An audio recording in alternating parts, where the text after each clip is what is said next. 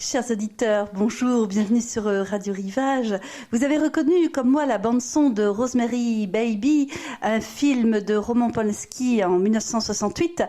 Eh bien, écoutez, c'est une musique pour annoncer mon interview de Sophie Patry, auteure-photographe qui est subjuguée par les films qui mêlent à la fois l'épouvante, le mystère.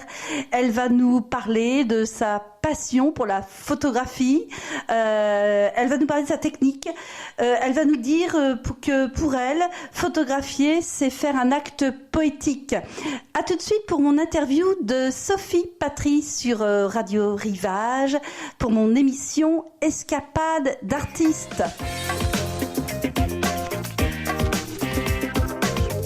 Radio Rivage présente Au fil du lien, une émission animée par Daniel. Chers auditeurs, bonjour, bienvenue sur Radio Rivage pour mon émission Escapade d'artistes.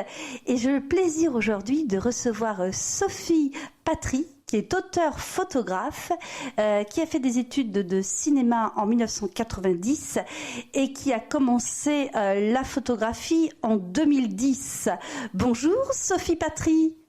Bonjour Daniel, bonjour aux auditeurs.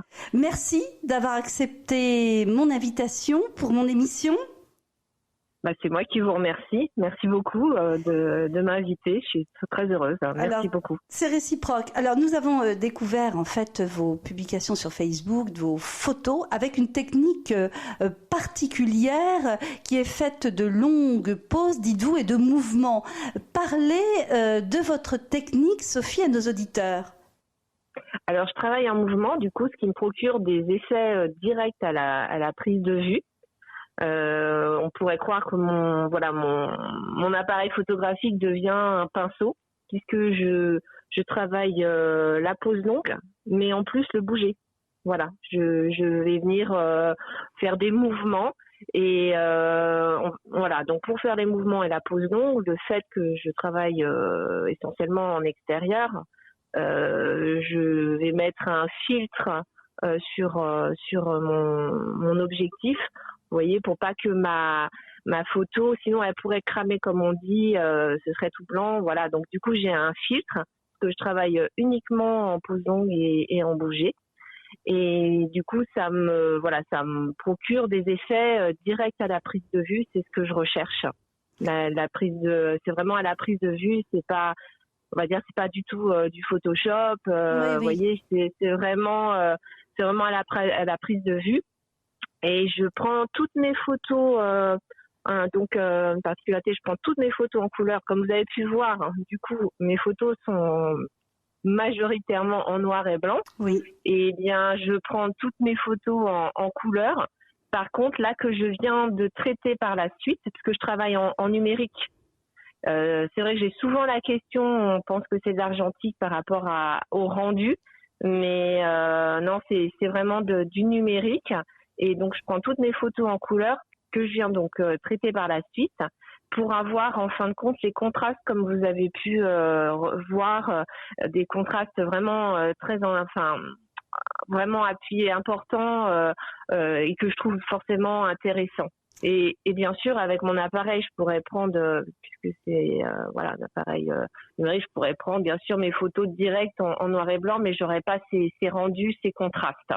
Alors ça, voilà. C'est vraiment le mouvement que vous choisissez. Donc il y a aussi une mise en scène qui finalement nous ramène à vos études de cinéma. Alors oui, tout à fait, parce que j'ai fait donc des études de cinéma en début donc 90, 90 à peu près dans ces eaux-là. Du coup, j'ai commencé à faire de la photo en 2010. Donc voilà, il y a un petit quand même laps de temps entre les études de cinéma et la photo. Et alors accidentellement, on m'a mis un petit appareil, vous voyez, numérique tout simple entre les mains. Puis je ne sais pas, j'y ai pris vite goût. Et du coup, j'ai commencé à tester plein de choses, à faire plein de choses, et on ne m'arrêtait plus. Et du coup, voilà. Donc, alors au départ, je n'ai vraiment pas mis le lien avec mes études de cinéma. C'était voilà. Donc, j'ai eu petit appareil, j'y ai pris goût. Donc, j'ai Après, voilà, j'ai investi dans un appareil photo, voilà, numérique, un réflexe, voilà, un peu plus, on va dire, sophistiqué.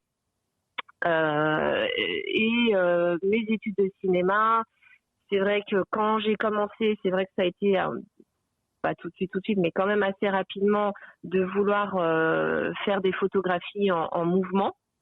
Donc du coup, pour ça, fallait que j'apprenne la technique puisque j'étais quand même en photo autodidacte. Hein. J'ai pas fait du tout d'études vraiment sur la photo. J'ai dû aller, j'étais dans un club photo 6 mois qui était proche de chez moi à Hermont, mais voilà, je ne suis pas, je suis pas restée parce que c'est pas ce que je recherchais, mais j'ai rencontré des gens très intéressants qui m'ont aidé un petit peu justement sur l'histoire de la technique de la pose longue. Et donc voilà, et c'est là que j'ai voulu travailler le bouger assez rapidement et sans penser spécialement au cinéma. Et c'est vrai que c'est des personnes autour de moi qui m'ont dit mais quand même, voilà, tu travailles en bouger, tu as fait des études de cinéma et c'est vrai. Et des fois on fait des choses un peu instinctivement, donc du coup. Voilà, donc c'est venu, en fin de compte, c'est venu comme ça. Et puis voilà, le hasard aussi fait que j'ai rencontré Jacques Richard. Je sais pas si vous connaissez, c'est un cinéaste qui a entre autres réalisé Ave Maria. Oui. Et mes photos lui faisaient penser au film Ordette du cinéaste de Karl Theodor Dreyer. Donc du coup, pourquoi ? Parce que dans ce film, il y a aussi beaucoup de contrastes, personnages.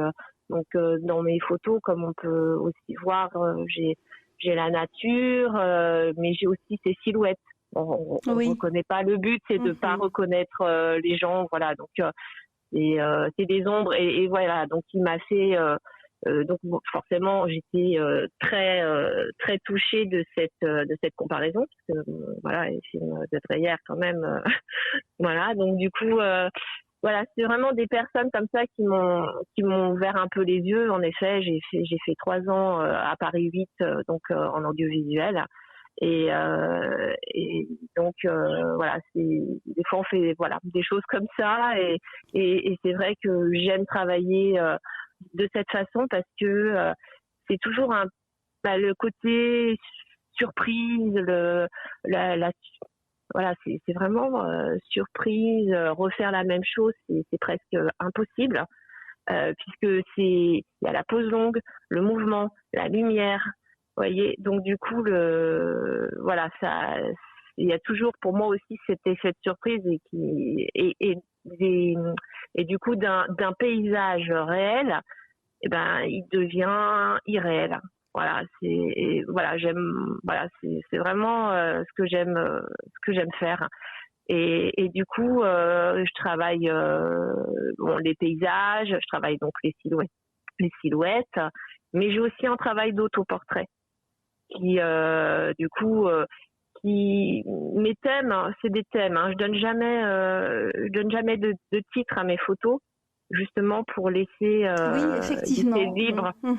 Voilà, pour laisser libre justement à l'imagination de chacun, parce que si je donnais un titre à ma photo, les personnes, ça va aiguiller leur imagination, voyez. Et par exemple, je vais donner un exemple que je donne toujours parce que j'ai par exemple un arbre qui, en fin de compte, ressemble à un loup, qui est un arbre au départ, mais qui devient un loup. Voilà, qui pour moi devient un loup. Pour certaines personnes, ils ont vu un loup, mais j'ai eu des personnes qui m'ont dit un cheval. Voyez. Oui. Donc du coup, si je donnais un titre, je pense que ça casse tout. Donc en fin de compte, je donne, c'est juste des thèmes qui, avec mes silhouettes, par exemple, ça va être people, des paysages, que des paysages, c'est darkness. Donc comme toutes mes photos pratiquement sont en noir et blanc, j'ai quelques couleurs, mais c'est très rare. Et par contre, j'ai un travail aussi en sépia. J'ai aussi quelques photos en sépia. Vous voyez, un petit peu vieilli. Et puis, j'ai un travail d'autoportrait. Donc là, par contre, l'autoportrait, c'est un peu plus particulier puisque je suis quand même quelqu'un pudique, assez quand même timide à la base. Et donc, du coup, c'est un peu un travail sur moi. Donc, le but, c'est pas du tout de me reconnaître, mais c'est toujours ce côté un peu fantomatique, fantastique. Oui. Qui est un flou en fin de compte libéré. Alors là, donc du coup, je peux plus l'autoportrait. Donc, à la différence des paysages ou des silhouettes que je vais prendre, les autoportraits, là, vous voyez, l'objectif, je vais pas pouvoir le bouger, mais étant en pose longue, donc je vais poser mon appareil, et étant en pose longue, bon là, je vais pas bouger mon appareil, mais moi, je vais bouger. Donc, du coup, ce qui va procurer ces effets un peu fantomatiques de transparence. Donc, des fois, je me dédouble, je peux même me tripler, vous voyez, je me clone. Donc, du coup, et tout ça, c'est un flou délibéré et qui aussi peut amener à la confusion avec le fusain quand on voit mes tirages. Parce que je fais tirer mes photos sur du papier à mule, du papier d'art, 308 grammes épais avec déjà un grain. Et quand on voit vraiment la photo sur le papier, j'ai souvent des personnes qui des fois ils pensent pas que c'est de la photo, mais plutôt du fusain. Voilà. Donc moi je suis très touchée, je suis très touchée toujours. Et en revenant sur peut-être un peu dédié, mais du coup en revenant sur ma formation de cinéma, c'est vrai que la façon dont je travaille, c'est vrai que j'ai beaucoup étudié l'esthétique au niveau des films, et c'est vrai que j'aimais bien les films expressionnistes, Nosferatu, Faust, Oui, j'allais y venir Murnau. d'ailleurs. Vos goûts cinématographiques, pour citer que quelques films, il y a Rosemary Baby, Faust et Shining. Oui, tout à fait. Alors, j'aime beaucoup les films. Alors, pour moi, c'est pas spécialement d'épouvante, mais c'est surtout sur, Nosferatu. Nosferatu, c'est vraiment là, les films sont vraiment les ombres, vous voyez, les personnages. Nosferatu, vraiment, c'est vraiment un film culte, qui est magnifique. De Murnau.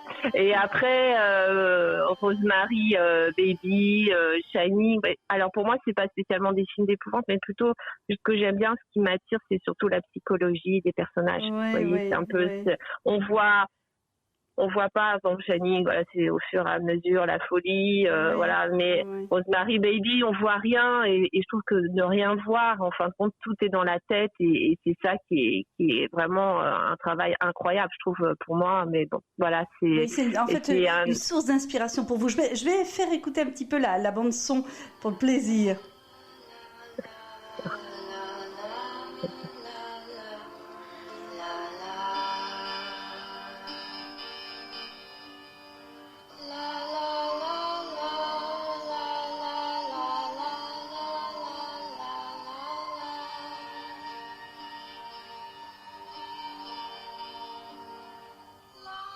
Voilà, pour en fait vous rappeler des souvenirs cinématographiques ainsi pour nos auditeurs.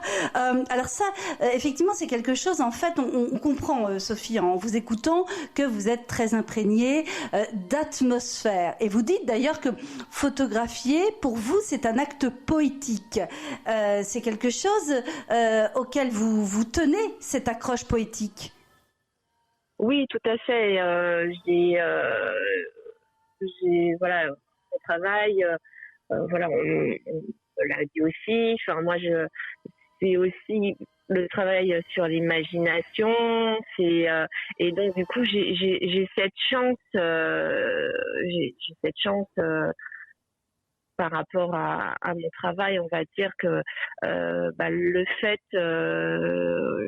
du côté de mes photos assez poétiques, j'attire le milieu, on va dire, de la littéraire, c'est-à-dire que j'ai eu quand même la chance d'avoir des textes et des poésies par rapport sur mon travail. Oui. Et du coup, mon écriture photographique inspire des poètes.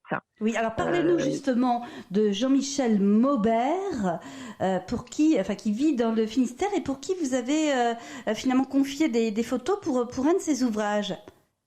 Tout à fait. Donc on a sorti un livre qui a été édité. On a eu cette chance d'avoir un livre édité donc par les éditions, pardon, excusez-moi, mais La Page Blanche. Oui. Jean-Michel Maubert qui avait écrit des textes déjà sur mon travail et donc là c'est sur mes autoportraits. Dans le livre qui s'appelle Fragmentation d'un corps. Oui, donc là, voilà, c'est au regard de mes autoportraits. Donc il a écrit, il y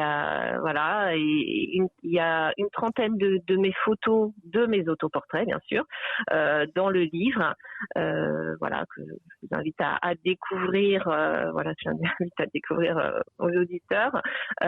Donc on peut le trouver, soit on peut le commander, soit en librairie ou par internet. On peut le trouver. Donc j'ai eu cette chance avec Jean-Michel Maubert et je pense que peut-être qu'on continuera justement de travailler ensemble et j'espère parce que j'aime beaucoup le travail de Jean-Michel Maubert, la façon dont il ressort ses écrits parce que moi on va dire que j'ai une écriture photographique, mais par contre, je suis pas douée spécialement, avec les mots. Je suis pas je ne sais pas spécialement écrire. Moi, ça me touche énormément que on puisse écrire sur mon travail forcément et justement au niveau littérature, c'est pas spécialement en littérature ce que je vais aimer, l'épouvante, j'aime bien tout ce qui est l'étrangeté, le mystère, mais après pas forcément en littérature, mais plutôt en cinéma. Après c'est vraiment en littérature des auteurs qui écrivent sur mes photographies aussi qui me touchent beaucoup. Après j'ai eu j'ai fait un travail aussi avec des livres pauvres. Je sais pas si vous connaissez les livres pauvres, mais avec différents auteurs comme Gérard Cartier, Hervé Martin, Anne Dugin, Bernard Chambaz, non, je ne connais pas, je découvre. Etc. Donc du coup, j'ai eu des textes. Le livre pauvre, en fin de compte, c'est un travail, comment expliquer ? C'est une feuille de papier, quand même une feuille un peu épaisse, belle, qu'on déchire, qui devient, souvent c'est juste toute simple, qu'on replie. Donc l'artiste va créer, donc souvent c'est, vous voyez, des dessinateurs ou du collage. Moi, du coup, je vais imprimer forcément ma photo, la coller sur le livre pauvre, et après, c'est l'écrivain, l'auteur qui va écrire en rapport avec avec ma photo ou avec l'artiste en tout cas. Et c'est un travail que j'avais fait à la bibliothèque d'Achères. Et donc du coup j'ai eu la chance d'avoir ces écrivains, on va dire quand même, qui sont connus et donc qui me touche aussi toujours énormément mon travail les inspirer, d'avoir ces textes. Et en fin de compte, le livre pauvre, il y a un musée du livre pauvre à Tours.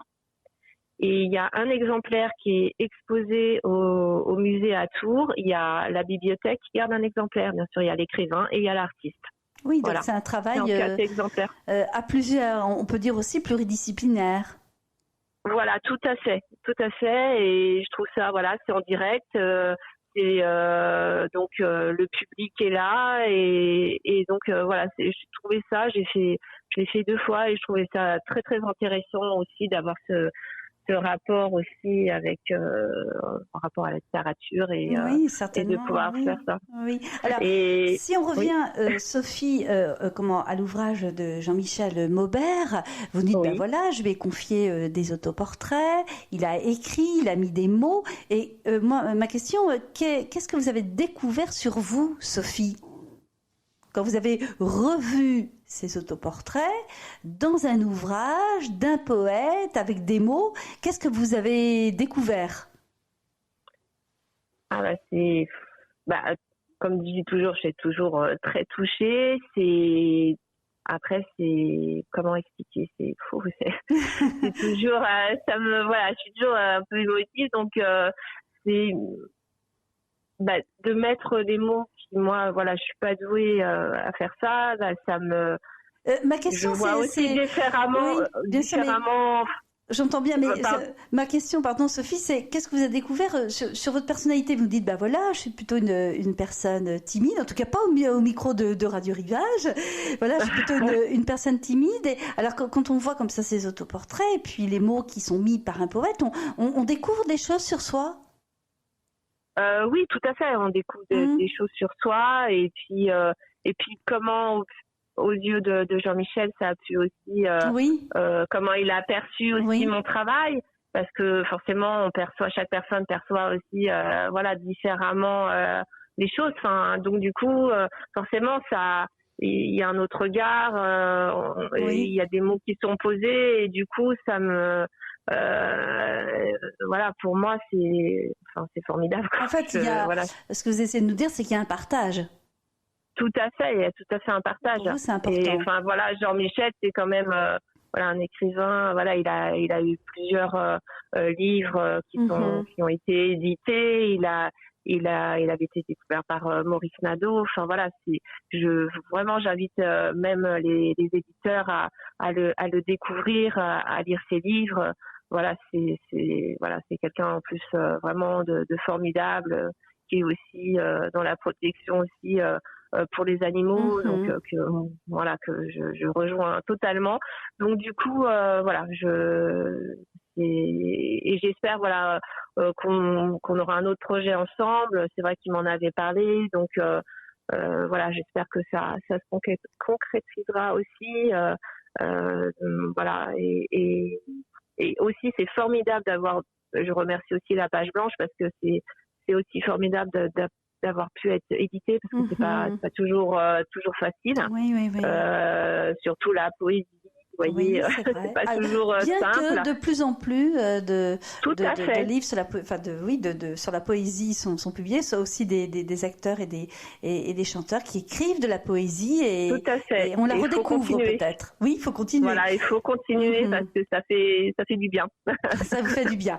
Et puis ça rejoint complètement votre technique qui est de nous dire aussi photographier, c'est faire un acte poétique. Alors, j'ai lu vous concernant dans les différents documents vous concernant, notamment dans la presse, que vous êtes représentée dans plusieurs galeries, Sophie.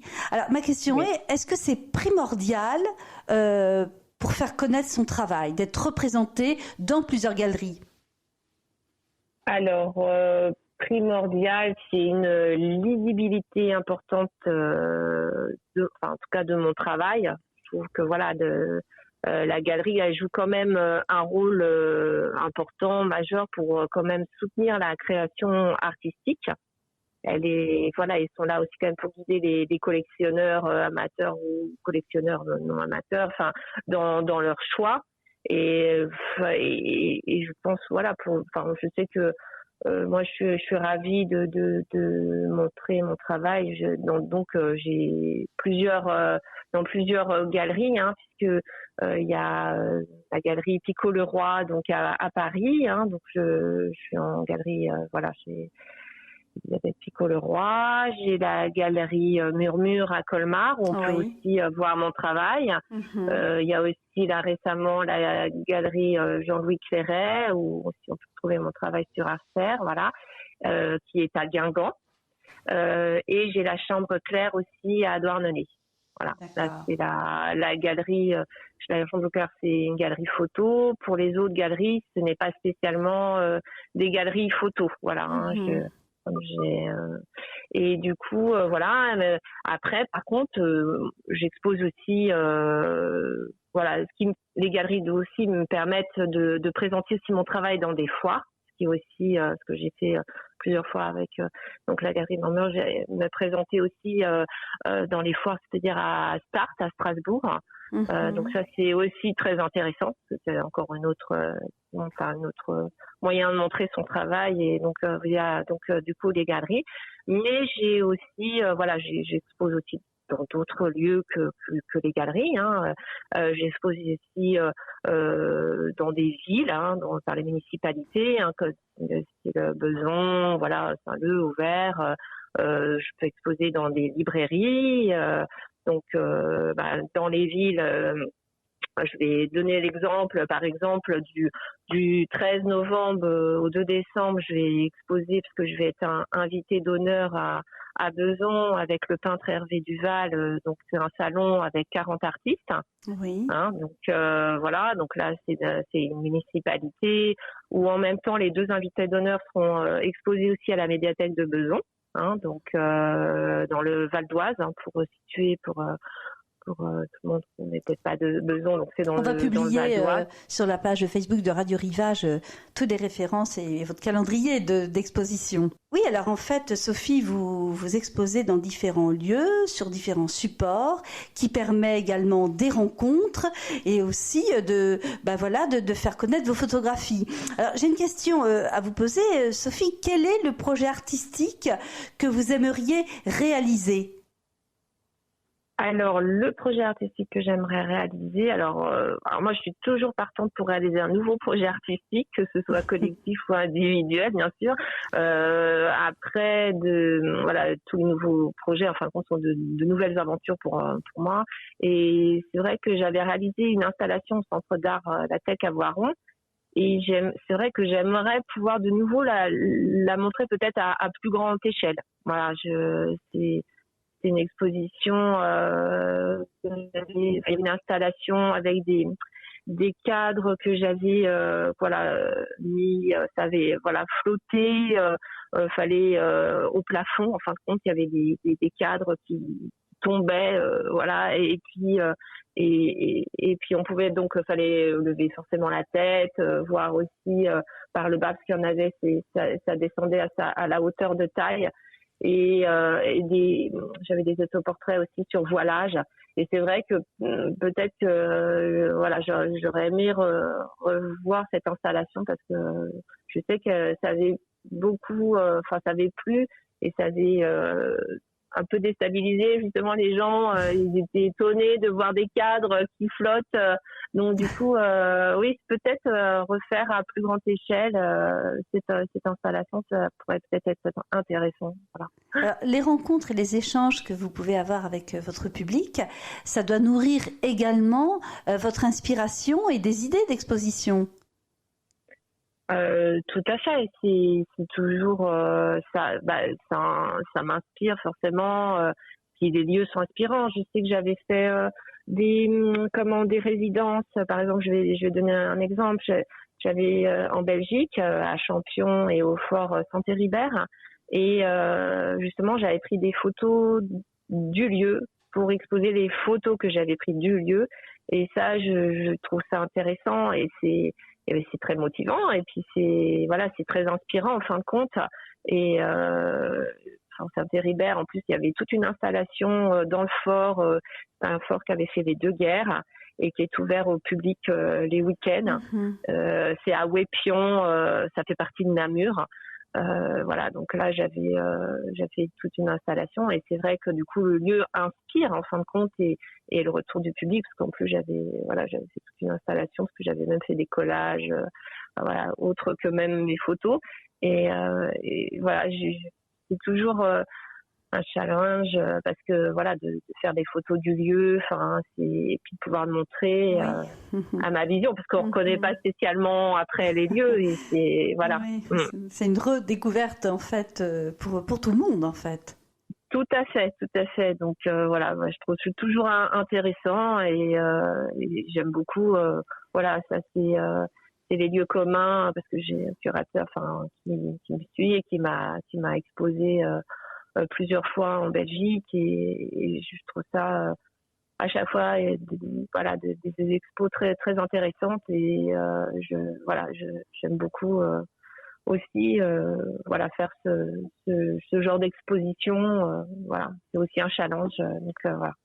Alors, Sophie Patry, nous arrivons à la fin de notre interview. Et pour chacun de mes invités, je tends une carte blanche qui leur permet d'aborder un sujet, un thème auquel ils tiennent particulièrement, qui n'aurait pas été abordé pendant notre échange. Quelle est pour vous cette carte blanche, Sophie Patry ? Alors, ma carte blanche, je suis quelqu'un qui la carte blanche, c'est la nature, la protection de la nature, des animaux. Voilà, c'est vrai que mon travail est en lien justement avec la nature, parce que c'est pris dans la nature.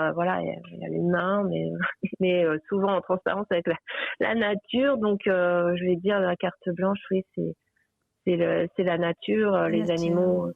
Voilà, c'est vrai que je suis végétarienne. Enfin voilà, c'est quelque chose qui me tient à cœur. De la protection de la nature, et il y a aussi autre chose, bien sûr, mais il y en a plein de choses qui me tiennent à cœur. Et je travaille dans le milieu aussi, je peux pas ne pas en parler. C'est parce que la nature, mais c'est aussi les générations futures qui pourront faire en sorte aussi de protéger la planète. Et je travaille dans le milieu, je travaille dans le social, donc la protection d'enfance. Donc je peux aussi de dire aussi que ce qui me touche aussi particulièrement, c'est la protection de l'enfance. Et je suis assistante de direction à la sauvegarde du Val d'Oise. Et je suis très contente de pouvoir aussi participer à ma petite échelle, de faire en sorte de protéger les enfants, parce que c'est aussi notre génération future. Oui, les enfants qui sont notamment dans la détresse, et Tout à fait. Radio Rivage, dans la ligne éditoriale et la question sociale, est amené beaucoup à parler de l'enfance, des personnes vulnérables, de la faune et la flore qui a besoin de protection, en fait, de tout ce qui fait lien dans notre société. C'est très important, Donc, Merci d'avoir choisi ce sujet, chère Sophie. Je vous remercie de nous avoir accordé cette interview. Merci à vous, je vous remercie beaucoup. Merci beaucoup. Merci d'avoir partagé votre passion pour nos auditeurs de Radio Rivage, de plus en plus nombreux. Je remercie Marie-Noël et Antoine qui m'ont aidé à préparer cette interview. Je remercie Bertrand pour le son, la technique, le montage, qui m'assiste à chaque émission. Je remercie également les auditeurs, et je vous dis à bientôt, chers auditeurs, pour une prochaine émission Escapade d'artistes. Merci, chère Sophie. Merci, Daniel. Merci beaucoup. Au revoir. Au revoir. Au revoir. C'était Au fil du lien, une émission animée par Daniel sur Radio Rivage.